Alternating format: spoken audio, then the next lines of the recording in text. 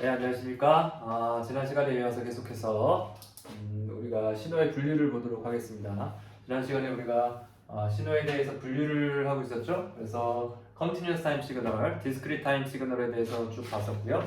그리고 쭉 와서 Evenade Signal에 대해서 공부했습니다. 그래서 Evenade Signal을 보면서 우리가 Conjugate Symmetry라는 개념을 배웠고요. Conjugate Symmetry는 어떤 개념이었죠? Conference Valued Signal에 대해서 주어지는 리얼 파트는 even 시그널, 이미지너리 파트는 odd 시그널로 주어지는 그런 시그널의 특성을 우리가 컨주게이트 시메트리다라고 그렇게 정의를 했습니다. 그래서 이런 특성을 가지는 시그널을 우리가 컨주게이트 시메트릭 시그널이다 그렇게 얘기를 합니다. 그러면 이제 또 다른 신호의 분류죠. 주기 신호와 비주기 신호에 대해서 우리가 알아보도록 하겠습니다. 피리오딕 시그널과 그리고 non 피리오딕 시그널.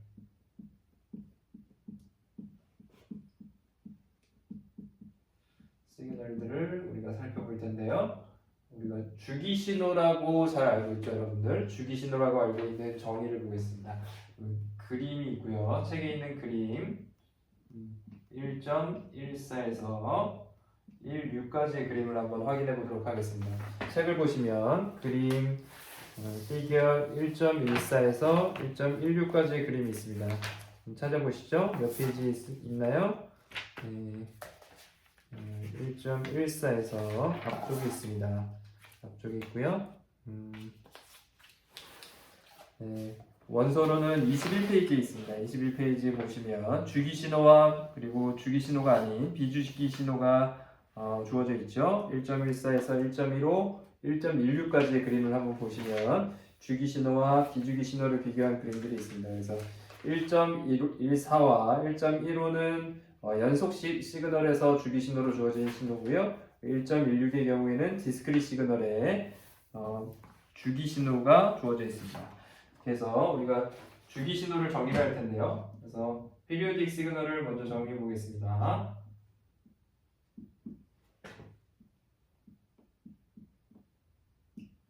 피리오딕 시그널을 정의하면 우리가 어떤 xt라는 시그널이 함수가 xt라는 펑션이 주기 신호를 가질 조건이 어떻게 될까요? 주기 라지 t를 가진다라고 하면 이 xt를 플러스 t만큼 우리가 이동을 시켜도 마이너스 방향으로 딜레이 시켜도 그래도 어떻게 되죠?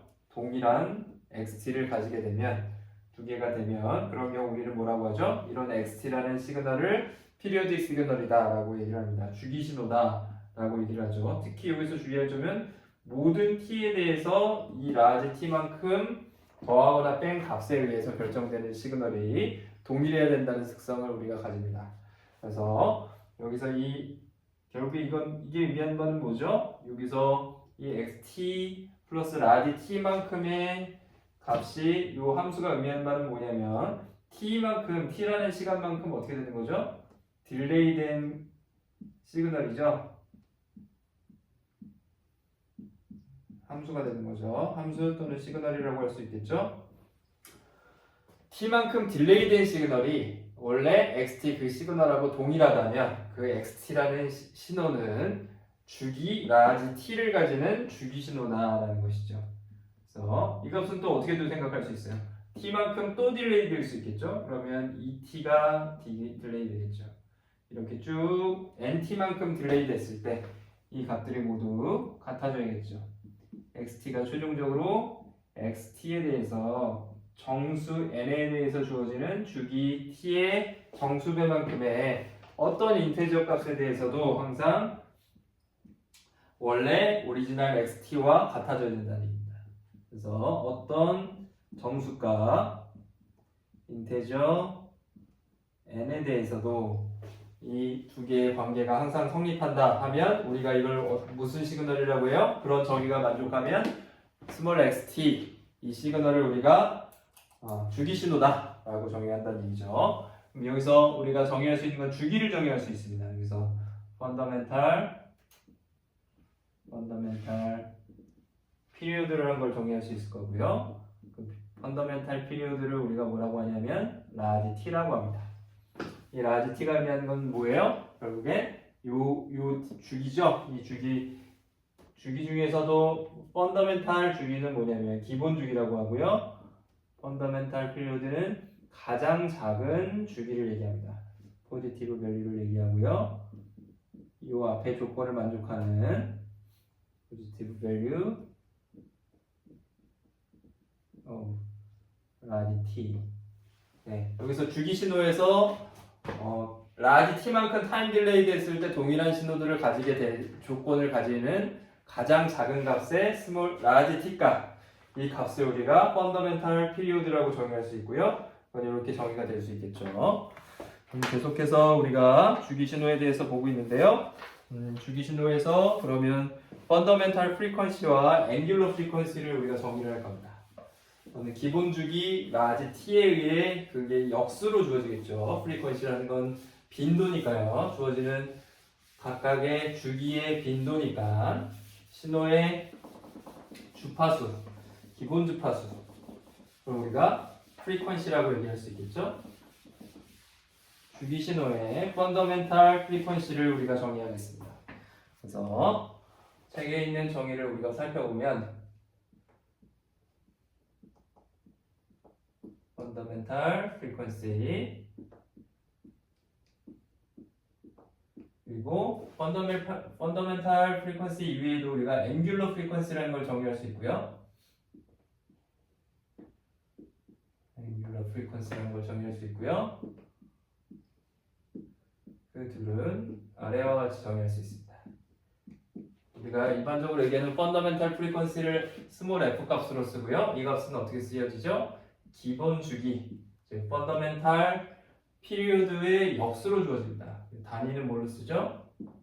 단위는 헤르츠 또는 사이클, 한 사이클 per second으로 우리가 씁니다. 주기 한 번을 도는데 몇 초가 걸리는지에 대해서 1초 동안 주기를 몇 번 도는지에 대해서 우리가 그걸 프리퀀시라고 정의를 할 수 있겠죠. 앵귤러 프리퀀시는 이걸 우리가 어떻게 하냐면 한 사이클을 우리가 하나의 라디언으로 보는 겁니다. 2파이 라디언으로 생각하고요. 그래서 그걸 우리가 각주파수 앵귤러 프리퀀시라고 얘기를 합니다. 앵귤러 프리퀀시는 각주파수라는 얘기고요. F에다가 우리가 2파이 한 주기를 도는 걸 우리가 2파이만큼 돈다, 2파이 각도만큼 돈다라고 이렇게 변환시키는 거죠.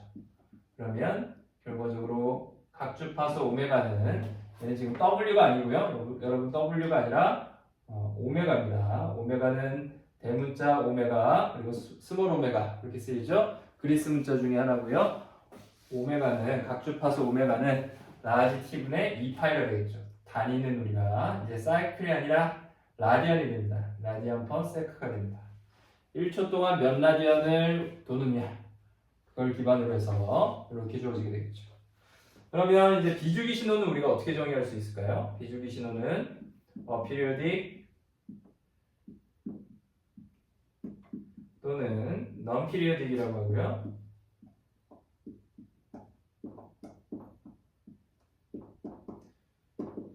non-periodic, aperiodic 시그널의 특성은 어떤 거예요? 이렇게 만족하는 스몰 t가 가장 작은 t 값을 아무리 잡으려고 해봐도 그 값이 어떻게 된다는 얘기죠? 존재하지 않는다는 얘기죠. 아니면 어떻게도 생각할 수 있죠? t가 어떤 실수값으로 존재하는 것이 아니라 정해진 실수값이 아니라 무한대까지 가버린다는 얘기죠. 무한대의 큰 값으로 가져가 버리는 그런 경우에 우리는 그런 시그널을 뭐라고 해요? non-periodic 시그널이라고 얘기를 합니다. 그래서 이렇게 우리가 주기 신호를 정의할 수가 있고요. 연속 신호에 대한 주기 신호는 이렇게 정의가 됐고요. 그럼 discrete time 시그널에 대한 주기 시그널도 우리가 한번 보겠습니다. discrete time 시그널은 continuous time 시그널의 주기 신호와 좀 차이점이 있는데요.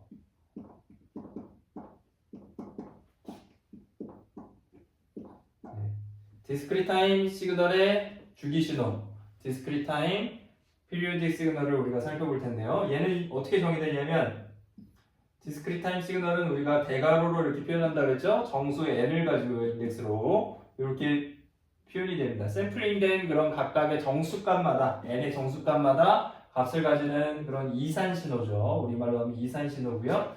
디스크리트 타임 시그널입니다. 자, 그러면 얘를 어떻게 정의할 수 있을까요? xn에 대해서 주기가 large n이라고 하면 역시 마찬가지로 이 디스크리트 시그널이 large n만큼 딜레이된 시그널과 같아야겠죠. 어떻게? 모든 인티저 n에 대해서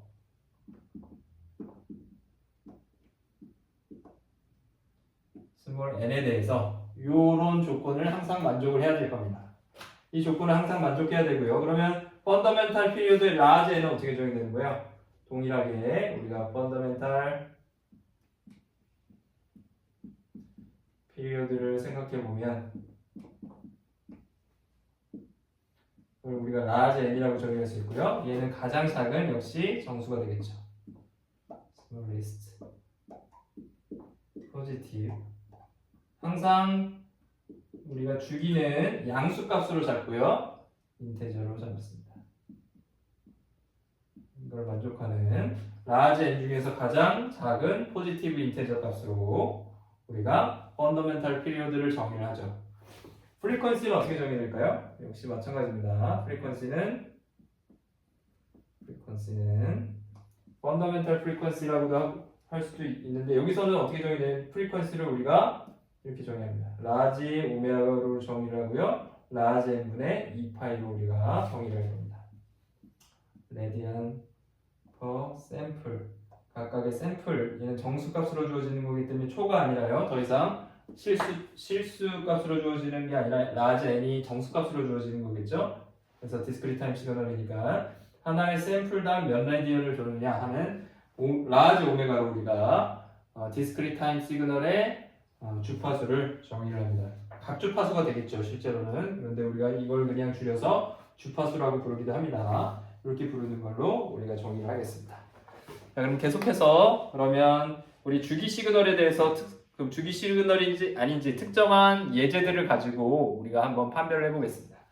그래서 문제 1.5를 볼 거예요. 여러분들 책에 있는 문제 1.5를 한번 보십시오.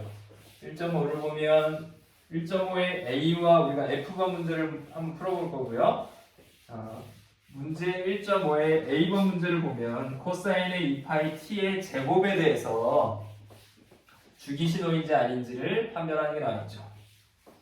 코사인 2파이 t의 제곱이 주기 신호냐 아니냐 이렇게 주어져 있습니다. 한번 살펴보죠. 문제 1.5를 볼 거고요. 1.5에서 A번 문제를 먼저 보겠습니다. xt는 코사인의 2파이 t의 제곱을 해줬죠. 이 시그널이 주기 신호인지 아닌지를 알기 위해서는 우리가 먼저 코사인 t 값을 먼저 봐야겠죠. 코사인 2파이 t를 우리가 먼저 그려봅니다. 그래서 코사인의 2파이 t 얘를 그리면 어떻게 되죠? 코사인의 2파이 t는 한 주기가 얼마가 되죠? 코사인의 2파이가 되면 한 바퀴를 도는 거니까 t 값이 얼마일 때? 1일 때 결국엔 코사인의 2파이가 되니까 한 바퀴가 돌아가겠죠. 여기가 1이 될 겁니다. 마찬가지로 이런 주기 신호가 되겠죠. 여기는 마이너스 1이 될 거고요. 이렇게 주어지는 주기 신호가 코사인 2파이 t입니다. 맞습니까?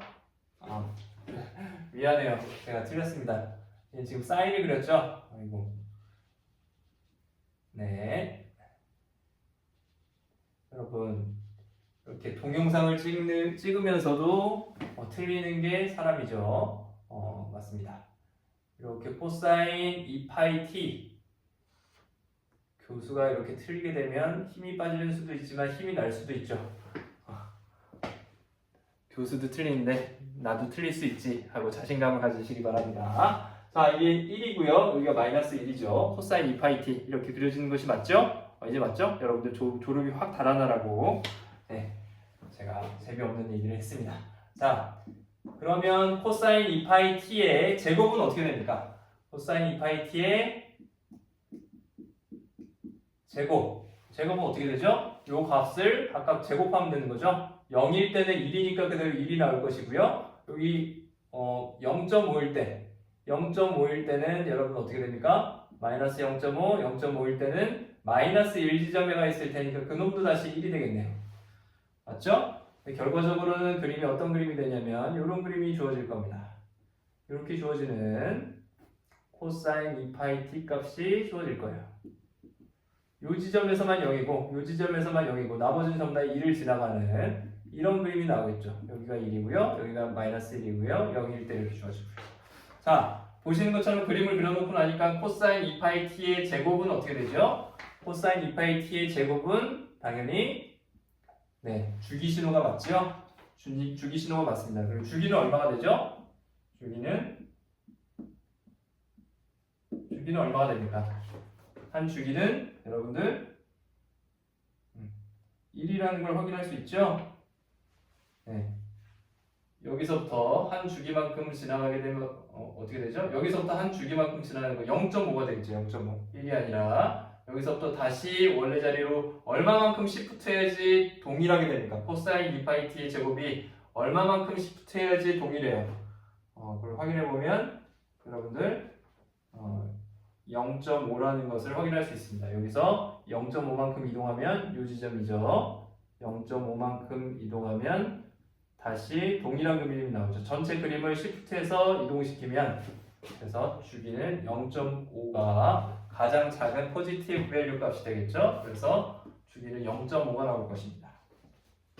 자, F번 문제 보죠. 이제 F번 문제 보시면 x의 n 값이 주어지고요. x의 n 값이 코사인의 2n이 주어집니다. 코사인의 2n으로 주어지는 이 xn의 값이 주기 시그널이냐라고 주어지는 것이죠. 한번 확인해 봅시다. 디스크릿 시그널에 대해서 우리가 이렇게 주기 시그널인지 판정하는 것은 굉장히 중요합니다. 보시는 것처럼 앞에서 우리가 일반적으로 코사인, 사인, 탄젠트 이런 함수들을 뭐라고 하죠? 이런 신호들을 우리가 삼각함수 신호라고 얘기를 합니다. 그죠? 그런 신호들을 우리가 사이누소이달 시그널이라고 얘기를 하는데요. 일반적으로 사이누소이달 시그널들은 컨티뉴어스 타임 시그널로 봤을 때는 일반적으로 주기 신호예요. 그런데 이것처럼 샘플링을 하게 되면 조금 달라질 수 있습니다. 한번 보죠. 우리가 코사인 2n을 어떻게 그리면 될까요? 코사인 2n이라는 건 결과적으로는 코사인 t를 t에 대해서 어떻게 해준 거죠? 우리가 샘플링을 해준 것이죠. 코사인 t를 그려서 샘플링을 해주면 됩니다. 그래서 우리 코사인 t를 한번 그려보겠습니다. 코사인 t를 먼저 그려보죠. 코사인 t를 그리면 어떻게 되죠? 코사인 t를 우리가 먼저 그리면 이렇게 주어질 겁니다. 여기가 2파이고요. 여기가 마이너스 2파이 0 이런 값이 나오겠죠? 근데 지금 우리가 보고자 하는 건 뭐죠? 코사인 2n이죠. 이 값에 뭐가 들어가는 거죠? t 대신에 2n이 들어가는 값을 우리가 판별을 할 겁니다. n 값이 그러면 1일 때는 어떻게 돼요? 요 2파이라는 값은 뭐가 되죠? 2파이라는 값은 3.14 몇몇 하니까 얘는 3.14에다가 2를 곱한 값이 되죠. 그래서 6.28 점점점점 이런 값이 실제로 될 것이고요. 그러면 n 값은 1일 때는 어떻게 돼요? 요 파일 때죠. 얘가 2파이고 여기가 파이다 라고 하면 요 지점이 얼마예요? 요 지점이 3.14 얼마가 되는 거죠. 3.14 얼마 이 값이죠. 그럼 3은 어디 있어요? 1, 2를 찍으면 어떻게 되죠? 3은 이쯤 있겠네요. 이쯤에 3이 있고요. 2는 여기 있을 거고요. 1은 여기 있을 겁니다. 1, 2, 3, 4 뭐 이렇게 되겠죠. 그죠? 이런 값들을 가지는 값으로 해서 정수값에 대해서 정수값마다 어떤 값들을 가지게 되는 것이죠. n값이 1이면 어떻게 돼요? n값이 0일 때는 어떻게 되죠? n값이 0이면 이 전체 값이 얼마죠? 코사인이 0이죠?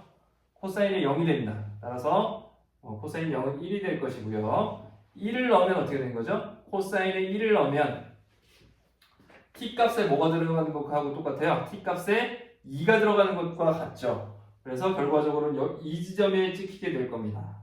이 지점에 찍히게 될 것이고요. 이게 실제로는 1이 되겠죠. 여기가 1이 되겠죠. 이 지점이 2가 될 것이고요. 그래서 2를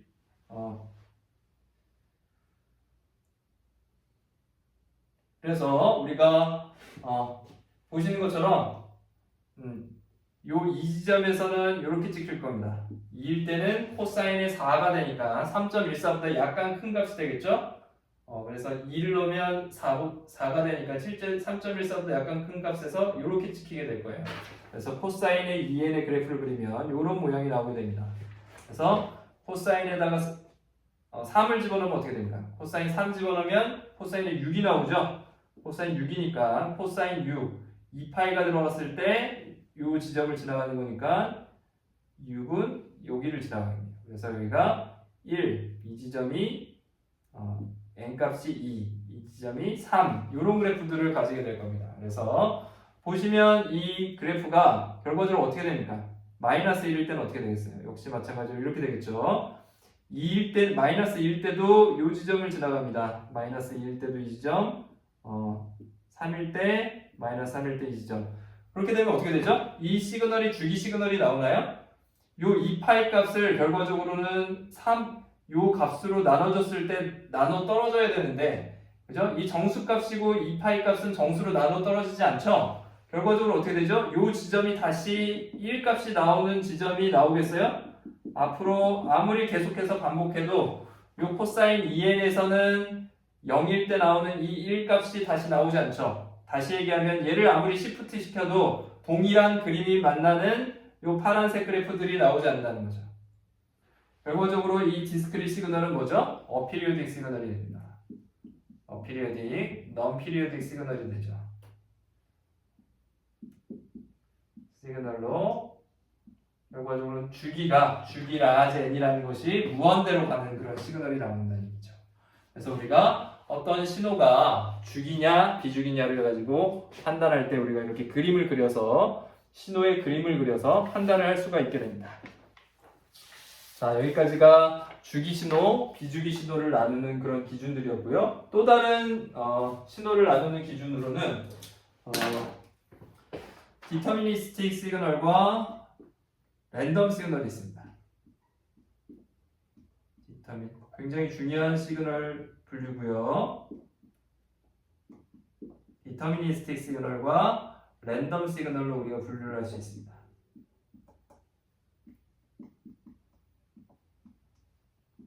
예를 들자면 그림 1.14 그림과 그림 1.9를 비교할 수 있어요. 그래서 디터미니스틱 시그널은 결정되어져 있다는 뜻이죠. 그래서 앞에서 우리가 봤던 그런 신호들은 시간 t라는 베리어블에 대해서 어떤 값을 가질지가 결정되어진 그런 시그널들입니다. 신호들이고요. 그런 신호들은 모두 디터미니스틱 시그널이에요. 1.14도 마찬가지죠. 1.14도 이런 사각화 형태의 주기 시그널이었죠. 이런 사각화 형태의 주기 시그널이었습니다. 결과적으로 이 신호는 결정되어져 있는 거죠. 값이 어떤 t 값에 대해서 어떤 값을 가질지가 결정되어져 있는 신호입니다. 그러나 1.9를 한번 보세요. 1.9를 보면 뭐였죠? 아까 이제 뇌파 신호였죠. 뇌파 신호가 그림 1.9에 나옵니다. 뇌파 신호는 어떻게 되죠? 시간 t에 대해서 뭐가 나올지 랜덤하게 주어지죠. 어떤 확률적으로 어떤 값이 나올 분포는 있어요. 갑자기 막 엄청 큰 값이 나오거나 아니면 값이 아예 안 나오거나 그렇게 될 리는 없죠. 어떤 일정한 값들을 가지지만 뭐가 나올지는 정확하게는 우리가 결정되어져 있지 않습니다.